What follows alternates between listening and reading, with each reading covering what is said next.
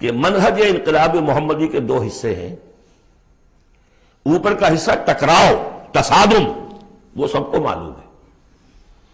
غزوہ بدر، غزوہ احد، غزوہ احزاب، فلاں فلاں کس کو نہیں معلوم. لیکن اکبر الآبادی کا بڑا پیارا شعر ہے، خدا کے کام دیکھو بعد کیا ہے اور کیا پہلے. نظر آتا ہے مجھ کو بدر سے غار ہرا پہلے. کہانیاں تھیں جو سوچ و بچار تھا. پھر اس نے 12 برس تک مکے میں جو دعوت، تبلیغ، تربیت، تزکیہ، تعلیم، تنظیم، یہ کام کیا ہے. یہ ہے جس کا نتیجہ سامنے نظر آتا ہے. چاہے تمہارے جسم کے ٹکڑے اڑا دیں، تم نے ہاتھ نہیں اٹھانا. یہ ارادہ آسان کام ہے کوئی؟ بلی کو بھی آپ گھیر لیں اگر کسی کونے میں تو وہ آپ پر حملہ کر دے گی. ڈیسپریٹ آدمی 2-3 کو مار کر مرے گا، ایسے نہیں مر سکتا آدمی. آدمی بڑی شے ہے، لیکن اجازت نہیں ہے. یہ تیاری جو کرائی ہے محمد رسول اللہ نے، تو ایک ہے تصادم کا مرحلہ اور ایک ہے تصادم کے لیے آدمی تیار کرنا. آدمی فراہم کیسے کرے، تیار کیسے کرے. اس کو میں نے قرار دیا ہے منہج انقلاب نبوی کی اساسی منہاج. ایک ہے تکمیلی منہاج، تصادم، ٹکراؤ، جنگ. اساسی منہاج ہے how to procure proper people, procurement of people and then their training. یہ ہے مسئلہ، اور اس کا مرکز و محور قرآن ہے. اگلی سورہ، سورہ جمعہ، اسی سے بحث کر رہی ہے. یوں سمجھ لیجئے کہ بعثت محمدی کا مقصد، اس کے لیے تصادم کے مراحل، یہ سورہ صف میں، لیکن اس کے لیے مردان کار کی تیاری کا عمل سورہ جمعہ میں. بسم اللہ الرحمن الرحیم. یسبح للہ ما فی السماوات وما فی الارض الملک القدوس العزیز الحکیم. هو الذی بعث فی الامیین رسولا منہم یتلو علیہم آیاتہ ویزکیہم ویعلمہم الکتاب والحکمہ. اب دیکھیے آپ، جیسے وہ آیت 3 دفعہ آ چکی تھی، یہ چوتھی مرتبہ آ رہی.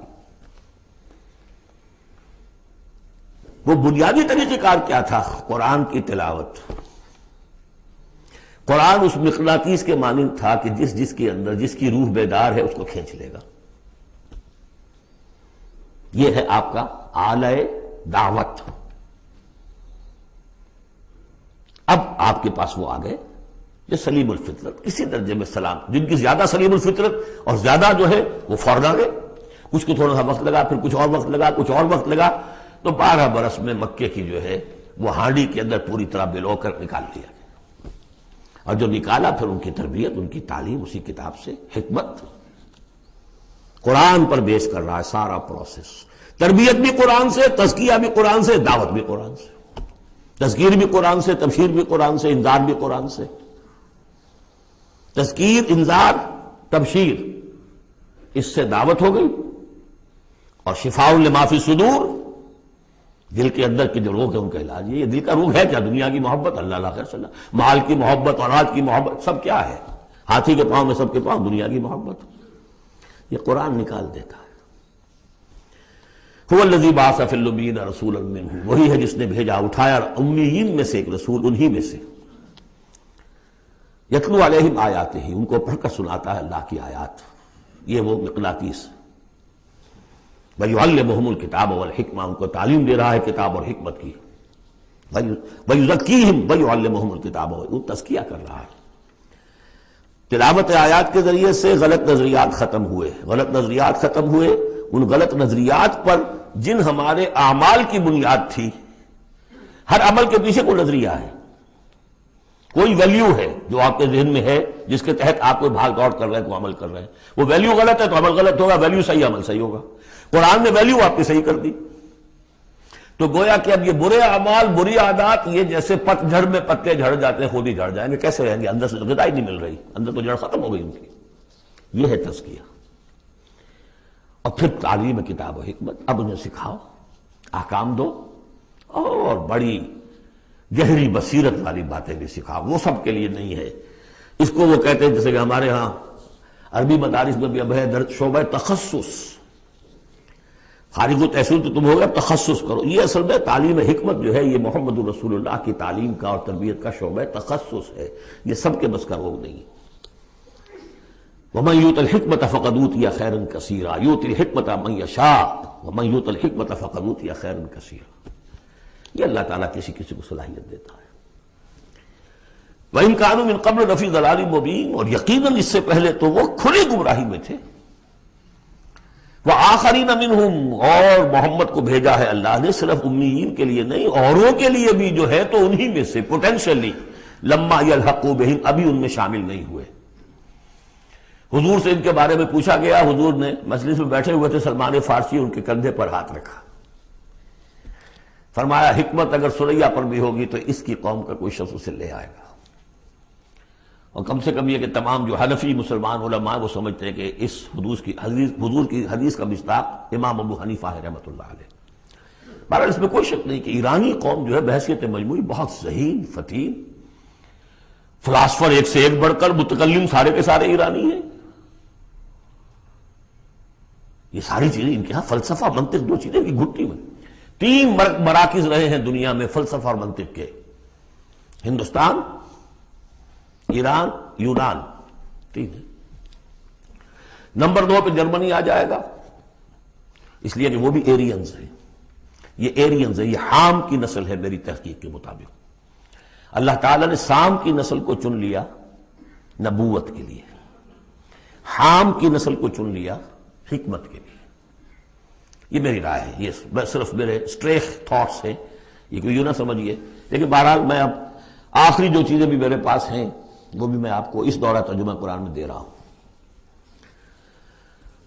وآخرین منہم لما یلحقوا بہم، میرے نزدیک اس آیت کی صحیح تعبیر کیا ہے کہ ایک نیوکلیس، جیسے کہ اسٹرکچر آف ایٹم ہے، ایک نیوکلیس ہے، اس میں پروٹونز ہوتے ہیں اور بھی بڑی بلائیں ہوتی ہیں، اب تو ایک سے ایک نکلی آ رہی ہیں. جب ہم نے فزکس پڑھی تھی تب یہ تھا کہ ایک نیوکلیس ہے، اس میں پروٹونز ہیں، پازیٹیو چارج ہے، اور پھر یہ ادھر جو ہے وہ اب جو الیکٹرانز چل رہے ہیں دائرے میں، بڑا ایٹم جو ہے وہ بہت سے دائروں میں.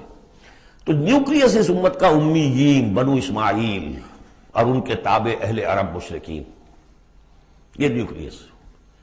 پھر سب سے پہلے ایرانی آ گئے، پہلا جو ہے الیکٹران ایرانیوں کا ہے. پھر رومی آ گئے، کچھ آ گئے ادھر سے، کچھ قبطی آ گئے ایجپشنز. ادھر سے آگے آپ بڑھے تو ہندی آ گئے، سندھی آ گئے، پہلے سندھی آئے پھر ہندی آئے. یہ سب ہیں اب مختلف دائرے، یہ بڑھتا جا رہا ہے. لیکن نیوکلیس امیین اور باقی سب آخرین. امیین میں سے چونکہ خود حضور تھے لہذا ان پر اتمام حجت آخری درجے میں ہو گئی، لہذا ان کے لیے کوئی رعایت نہیں تھی، اگر ایمان نہیں لائیں گے تو قتل کر دیے جائیں. یہ سورہ توبہ میں ہم پڑھ چکے.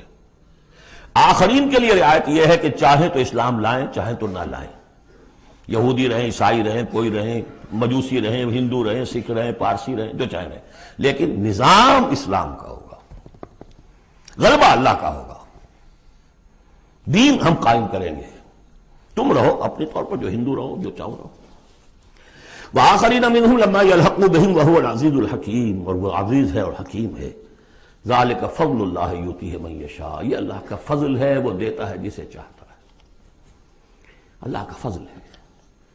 اس فضل کے بڑے درجے ہیں. سورہ بنی اسرائیل میں آیت پڑھی، ان فضلہ کان علیک کبیرا. حضور سے خطاب ہے، سب سے بڑا فضل، سب سے بڑا فضل، سب سے بڑا فضل اس پوری کائنات میں محمد رسول اللہ پر ہوا. اگرچہ ان کا فضل کس طور سے ہوا ہے وہ آپ دیکھ لیجئے، ماریں پڑی ہیں، پتھراؤ ہوا ہے، خون کے دھارے چھوٹے ہیں. اللہ کا فضل جو ہے دنیا میں وہ ناز و نعام نہیں ہے، عیش نہیں ہے، آرام نہیں ہے. جس میں سب سے بڑا فضل تھا اسے یتیم پیدا کیا، پوسٹیومس پیدا بھی ہوا باپ کے فوت ہونے کے بعد، بالکل مفلس قلاش. وہ تو مادائی حلیمہ کو کوئی اور بچہ ملا نہیں تھا تو قرۂ فال بنا میں من دیوانہ زدن ہو گیا معاملہ، ورنہ لوگ چاہتے تھے اچھے کھاتے پیتے گھرانوں کے بچے لیتے تھے، یتیم کو کون لے جائے گا. لیکن وہ یتیم پھر کیا بنا، در یتیم. ووجدک ضالا فہدی ووجدک عائلا فاغنی الم یجدک یتیما فآوی. پھر جو کچھ ہوا ہے سخت، آپ کا جو نوجوانی کا دور ہے، سخت مشقت مزدوری. آپ کہتے ہیں میں قریش کی بھیڑیں بکریاں چند ٹکوں کی مزدوری پر چلایا کرتا تھا. قراریت، درہم و دینار نہیں، قراریت ٹکے کیسے. بہرحال یہ دنیا کا معاملہ اور ہے. فرمایا وآخرین منہم لما یلحقوا بہم وہو العزیز الحکیم ذالک فضل اللہ. یہ میں بیان کر رہا تھا فضل کبیر بلکہ فضل اکبر تو ہوا حضور پر. پھر جو بھی محمد کے دامن سے وابستہ ہو گیا بہت بڑا فضل ہے. چاہے اللہ نے ہمیں پیدائشی طور پر یہ فضل دے دیا ہے، ہم اس فضیلت کا قدر نہ کریں اور وہ پھر راندہ درگاہ حق ہو جائے وہ دوسری بات ہے. اللہ نے تو دیا.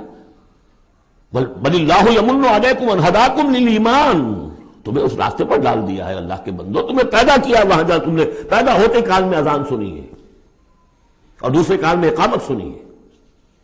اس سے بڑا فضل کیا ہوگا؟ لیکن تم نے اس کی ناقدری کی تو یہ دوسرا بات ہے. ذالک فضل اللہ یؤتیہ من یشاء واللہ ذو الفضل العظیم. اللہ بڑے فضل والا ہے. لیکن یہ کہ اب یہ جو پروسیس تھا، جو محمد رسول اللہ کا اعلی انقلاب تھا، قرآن،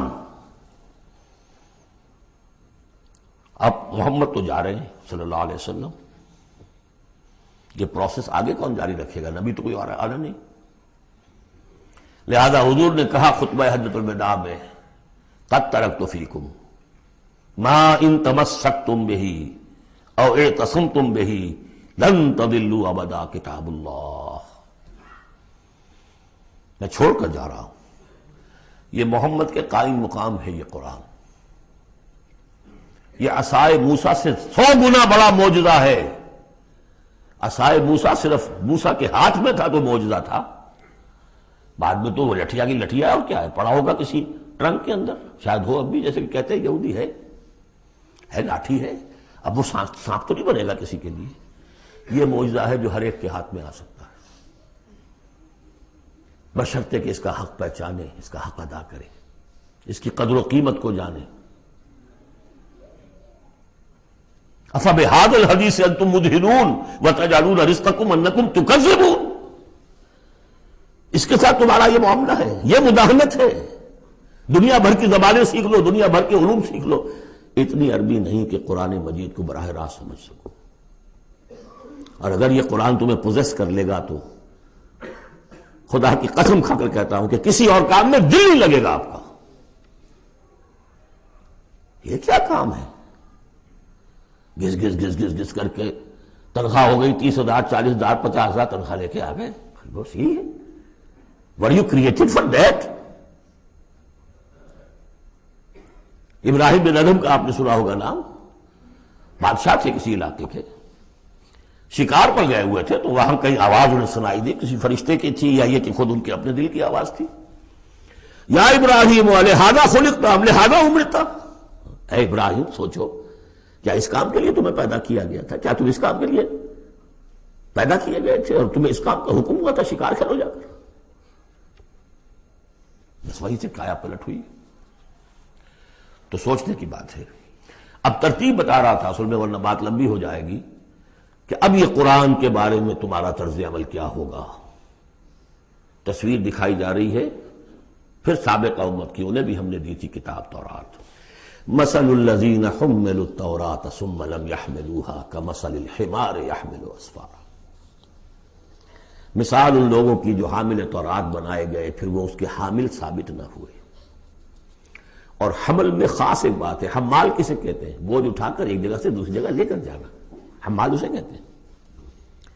اسر اور حمل میں نے فرق بتایا تھا آپ کو سورہ بقرہ جب پڑھ رہے تھے آخری کا، کہ اسر وہ بوجھ ہے جس کے نیچے انسان دب کر رہ جائے، چل نہ سکے، اسر ہے. اور حمل وہ ہے جس کو لے کر چل سکے. اب عورت کا بھی حمل ہوتا ہے، وہ لے کر چلتی ہے. بہرحال جب ایڈوانس پریگننسی ہوتی ہے، دکھ تو ہے، تکلیف ہے، واہنن علی واہنن تو ہے، چل سکتی ہے. اسی طرح حمال ہے، وہ لے کے جا رہا ہے. تو حمل التوراۃ، یہ اللہ تعالیٰ جس کو یہ کتاب دیتا ہے، حامل بناتا ہے، اس کے ذمے سے پہنچاؤ. لتبیننہ، تمہارا فرض ہے اسے واضح کرو، اسے عام کرو۔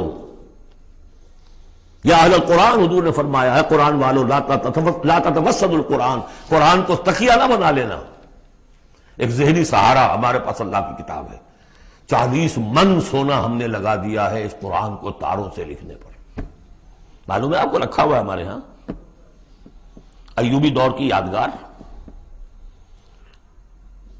لاہور میں جو اسمبلی چیمبر کے باہر جو ہے، یہ دیکھ لیجیے، میں نے تو آج تک نہیں دیکھا، مجھے تو یہ قرآن بہت اچھا لگتا اپنا۔ جامع جم سے یہ میرا جامع صفات اچھا ہے، بشرطے کہ اس قرآن کے ساتھ آپ کا تعلق ہو ذہنی اور قلبی اور روحانی۔ بہرحال قرآن مجید کے حامل بنائے گئے تھے اس لیے کہ اوروں تک پہنچاؤ۔ ثم لم يحملوها، انہوں نے نہیں اٹھایا۔ کمثل الحمار، ان گدھوں کے مانند ہیں، یحمل اسفارا، جو کتابوں کا بوجھ پھر اٹھائے پھر رہا۔ مکالمات فلاطون بھی لکھ دیجئے آپ، باندھ کر گشڑی رکھ دے، انسائکلوپیڈیا برٹانیکا پورا رکھ دے، گدھے کو کیا فائدہ اس سے؟ مثل القوم الذین کذبوا بآیات اللہ، مثال اس قوم کی جس نے اللہ کی آیات کو جھٹلایا، بے صاحب بہت بری ہے۔ اب یہ جھٹلانا میں پہلے واضح کر چکا ہوں سورہ واقعہ پڑھتے ہوئے، یہ جھٹلانا ہے، یہ ہمارا قرآن کو جھٹلا رہے ہیں ہم اپنے عمل سے۔ ایک شخص آپ سے پوچھے گا آپ قرآن کو اللہ کا کتاب مان دیا؟ میں مانتا ہوں۔ آپ نے کبھی پڑھا اس کو؟ آپ 7 سمندر کا سفر پار کر کے یہاں MBA کرنے تشریف لے آئے ہیں امریکہ میں، MBA معلوم ہوتا ہے کہ کوئی پتہ نہیں، کوئی جنت کی کوئی سیٹ ہے، کیا ہے؟ قرآن آپ نے نہیں پڑھا تو کیسا ایمان ہے آپ کا قرآن پر؟ کیا جواب دیں؟ تکذیب کر رہے ہیں اپنے عمل سے۔ بئس مثل القوم الذین کذبوا بآیات اللہ واللہ لا یہدی القوم الظالمین، اللہ ایسے ظالموں کو زبردستی تو ہدایت نہیں دیتا۔ اللہ کی ہدایت ایسی گھٹیا شے تو نہیں ہے، اتنی حقیر شے تو نہیں ہے۔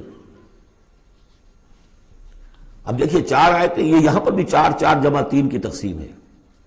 4 آیتیں پوری ہو گئی تھی، حضور کی بعثت 2 میں ہے، امیین نیوکلیس ہے، آخرین سب الیکٹرانز ہیں اس کے چاروں طرف۔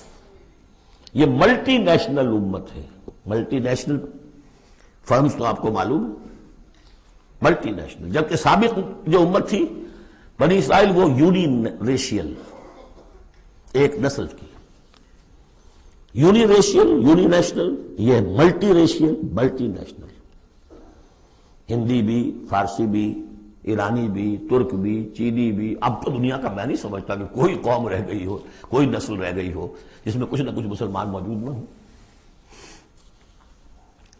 اور دوسری بات یہ کہ حضور کا بنیادی کیا ہے؟ اعلی دعوت، اعلی تربیت، جس سے کہ مردان کار تیار کیے جو جہاد اور قتال کریں گے، وہ ہے قرآن۔ اب آگے 4 آیتوں میں وہ جو طرز عمل ہمارا ہو گیا اس کی تصویر دکھائی جا رہی ہے بنی اسرائیل کے طرز عمل میں۔ مثل الذین حملوا التوراۃ ثم لم يحملوها كمثل الحمار يحمل اسفارا بئس مثل القوم الذین کذبوا بآیات اللہ واللہ لا یہدی القوم الظالمین۔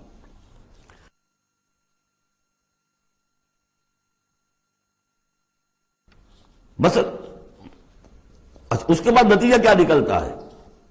جو آیات الہیہ سے رشتہ ٹوٹے گا تو سہارا کیا چیز رہ جائے گی؟ ہم تو اللہ کے چہیتے ہیں، لاڈلے ہیں، ہمیں تو جہنم میں کوئی جھونک ہی نہیں سکتا، جھونکے گا بھی تو دوسروں کی آنکھ میں دھول جھونکنے کے لیے چند دن کے لیے، ہمیں بھی ڈال کے فوراً نکال لیں گے۔ اللہ کو بھی چوری کرنی ہے، خیانت کرنی ہے، ہمارے لیے کرنی ہے۔ اور ہم جیسے بھی کچھ ہیں، جو بھی کچھ ہیں، زانی ہیں، شرابی ہیں، جو بھی کچھ ہیں، لیکن تیرے محبوب کی امت میں، جب تیرے محبوب کی امت میں ہے، سیلویشن از گارنٹیڈ، شفاعت تو ملنی ہی ملنی ہے۔ بہت زیادہ کرنا ہے تو کسی بزرگ کی مزار پہ دیگے بھی چڑھا ہے، بس اور کیا رہ گیا۔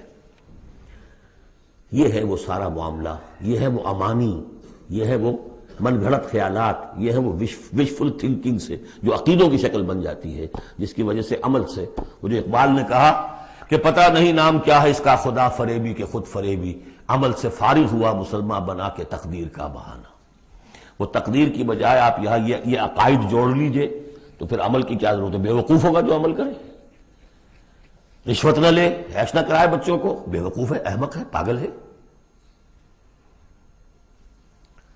قل یا ایھا الذین ھادوا ان زعمتم انکم اولیاء للہ من دون الناس، کہہ دیجئے اے نبی، اے وہ لوگوں جو یہودی ہو گئے ہو، اگر تمہارا واقعی یہ گمان ہے کہ تم اللہ کے دوست ہو اور اللہ تمہارا دوست ہے۔ ان زعمتم، زوم کا لفظ اردو میں بھی بولتے ہیں خیال خام کے لیے، بڑا زوم ہو گیا اسے۔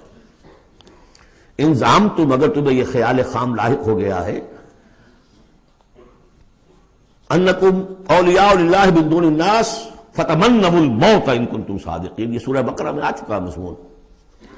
اگر ایسے واقعی خیال ہے تو تمہیں موت کی تمنا کرنی چاہیے۔ دوست سے ملنے کی آرزو ہوتی ہے یا ہجر کی؟ وصال چاہیے یا ہجر چاہیے؟ ولا یتمنونہ ابدا بما قدمت ایدیہم، یہ ہرگز تمنا نہیں کر سکتے موت کی۔ کیوں؟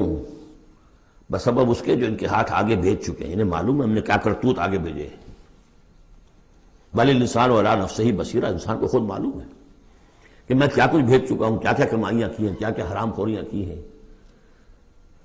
وہ سارے کے سارے جو ہے وہ تو آگے بھیجے ہوئے ہیں۔ واللہ علیم بالظالمین، اللہ ان ظالموں سے خوب واقف ہے۔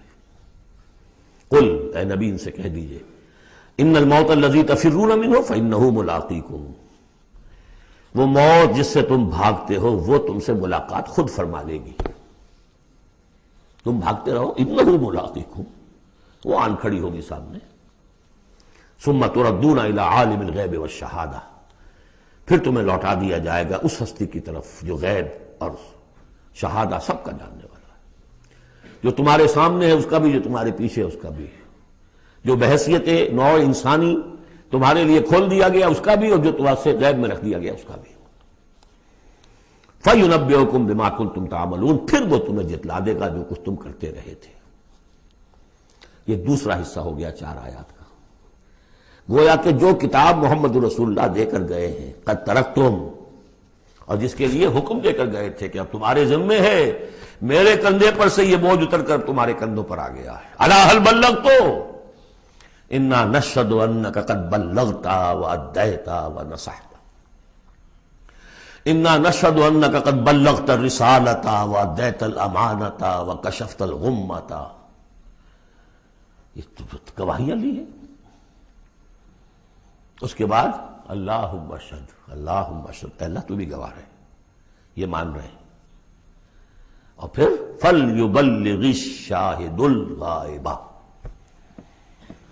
ایک سائی آف ریلیف، میرے کندھے پر جو بوجھ تھا، اِنَّا سَنُلْقِي عَلَيْكَ قَوْلًا ثَقِيلًا، کل یہ آیت ہم نے پڑھنی ہے، آج وہ بوجھ میرے کندھے سے اتر گیا لیکن تمہارے کندھوں پر آ گیا۔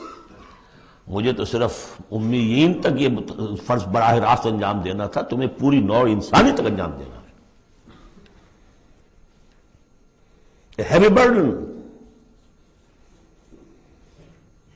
اس کے لیے یہ ہے دوسرا حصہ 4 آیات کا۔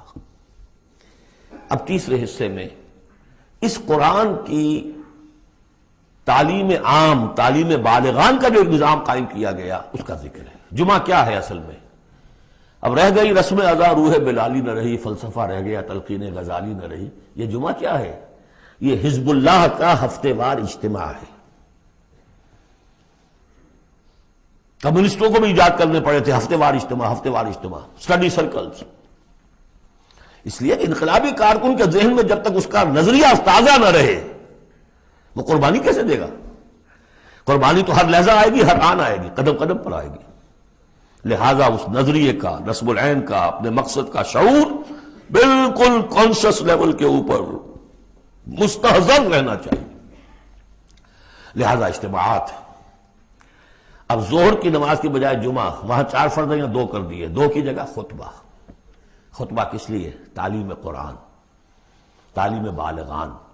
ظاہر ہے وہاں کالجز نہیں تھے، کتابیں نہیں تھی، پریس نہیں تھے، چھاپے خانے نہیں تھے، آڈیوز نہیں تھے، ویڈیوز نہیں تھے، کچھ بھی تو نہیں تھا، لیکن ایک نظام ہے۔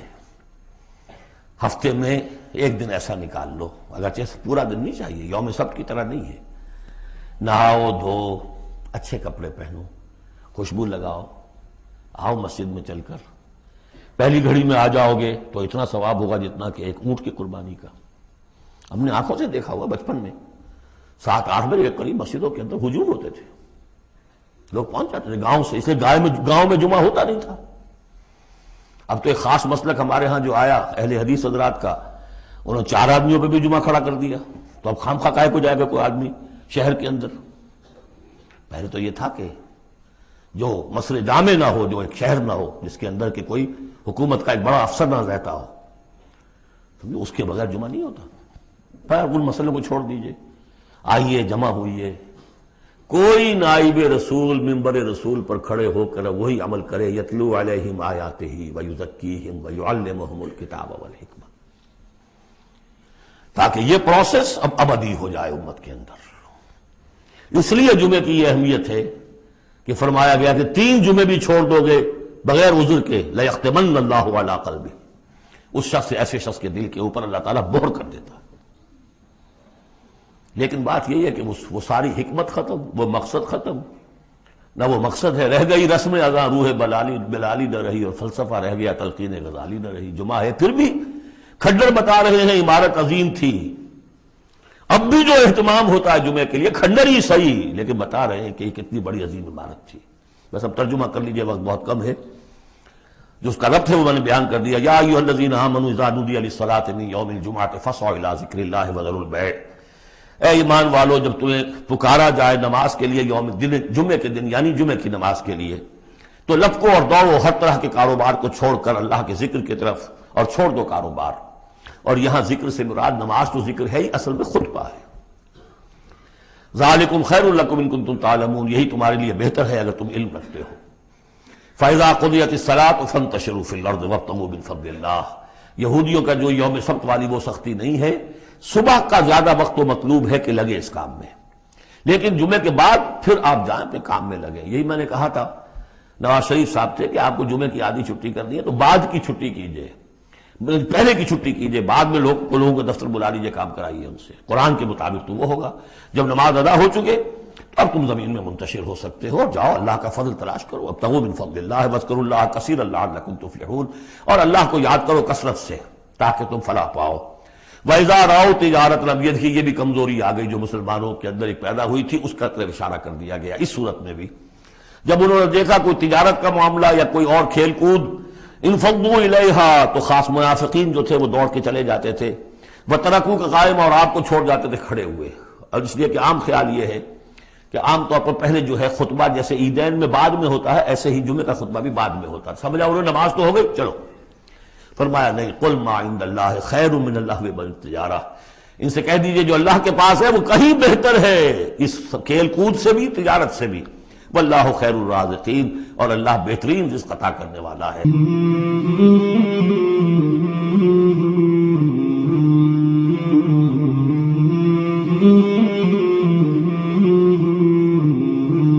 مولاي صل وسلم دائما